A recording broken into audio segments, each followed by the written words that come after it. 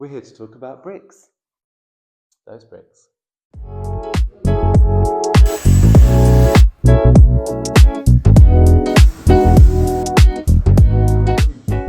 Welcome to our new favourite cross-legged position. This is the party wall in our house that joins us to our neighbour. And originally it had two chimney breasts across it, which when we moved the stairs, they had to go. So the chimneys had actually been blocked up. Yeah, and the chimneys were they were pretty deep, so they were taking up a lot of square footage. And if we wanted the stairs there, the stairs would have had to be a certain distance away from the wall. So obviously the chimney breasts had to go, which is why we had steels in. There's a steel above us. And that gave us the opportunity to expose this entire wall. And because it's a party wall, we don't have to worry about insulation, and therefore we can just expose the brick. It's beautiful. Yes, please. Well, I mean, it wasn't beautiful. It wasn't. But it is now. So we patched it in. We filled in some of the gaps with bricks that were made from the chimney breast. So they're all basically original bricks to the building.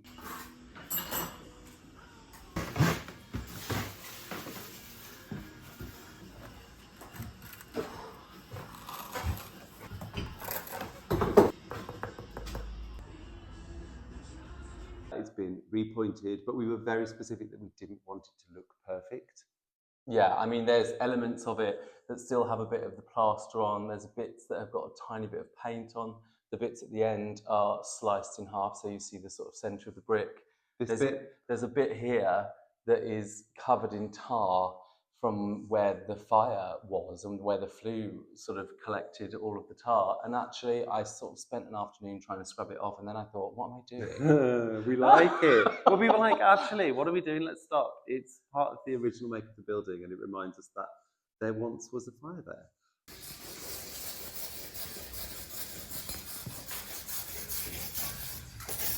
Cleaning up some bricks.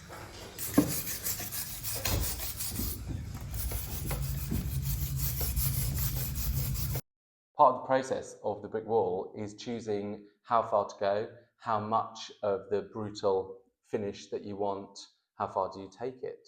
We want to see where the fireplace used to be.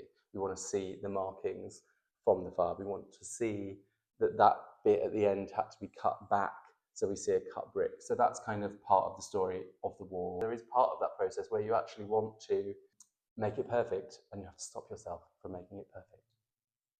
Add into that the fact that we have a builder who is also a total perfectionist and hates the idea of leaving bricks that aren't perfectly finished, and wanted to take out the cut ones and replace them with full bricks and grind that section back. And we have had to hold him back, and obviously Chris is brilliant at everything that he does. It just is not his natural ideal to have a finish that doesn't look finished, and we like certain parts of this building not looking finished. So we've had to kind of have this tug of war on that, which is an ongoing thing throughout the entire property, but that's how you craft something that you love. I think the scars of the building are actually something that we find beautiful, and they're in complete contrast to the perfectly plastered walls, the beautiful steel beams, the new windows, the gorgeous flooring. So for us, it's really important to have that juxtaposition of something really rough and really old with something very new and shiny.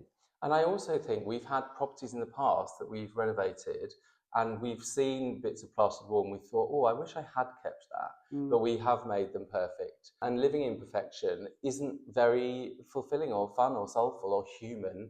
And sometimes those rough, soft edges help it feel more livable and more real and a bit easier. Ease on down the road, ease on down the road. Now, today, our job is to seal the brickwork.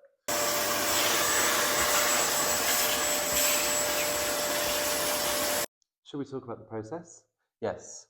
Once the mortar had all dried from the bits that we had repointed, we thoroughly hoovered the wall, then we brushed the wall and then hoovered it again. Then you have to use that like a pump spray thing just with water, which kind of activates the brick, because obviously bricks are porous and they like to absorb things. So Before you can apply a sealant, you do have to wet them. So you mist them very gently. It's a similar approach if you've got newly plastered walls, isn't it? You have to do it this way. Yeah. It's not paint, but it's just giving them a little bit of a soak so that they're ready to take on the sealant. Like most jobs, this wall is about preparation and getting the preparation done perfectly, like the hoovering, the boring things, like the brushing down, making sure it looks as you want it to.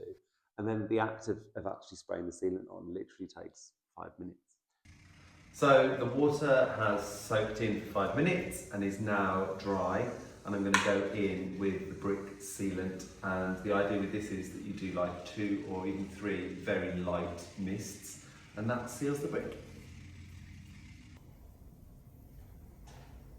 It's not quite as simple as saying, we've opened up a brick wall. Isn't it lovely? A brick wall like this could be very dusty, and when we hoovered it, so much came off.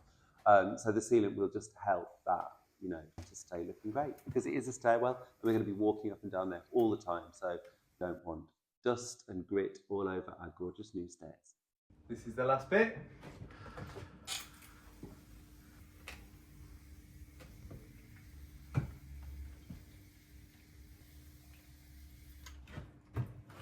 Finny. The stairs are deliberately wide because we're going to have an exposed brick wall. You don't want to feel like you're sort of scraping along a rough wall. There's ample room to feel like you have space. And on the other side will be a perfectly finished wall in Sapele veneer, which will have a handrail. So you'll kind of favour that side anyway. The brick wall is this gorgeous feature, which will have potentially artwork, although that's been a bone of contention. You're favouring no artwork. Well, it's because, like everything, we fall in love with, like, now that we're in this room, I'm like, I don't want to put anything on the walls ever. But we've got loads of beautiful artwork, so I think eventually... Maybe 3 carefully chosen pieces is the way to go on this one, because we do still want to see a large chunk of the wall. And that's the main wall that we can do it on. Yeah, it's true, actually.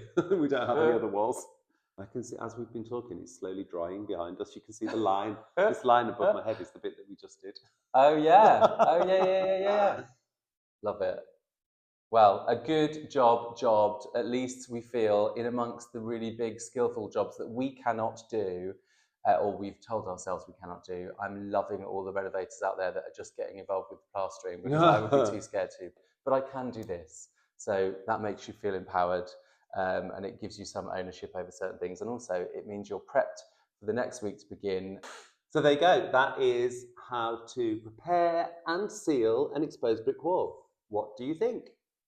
Do you love an exposed brick? Could you live with it?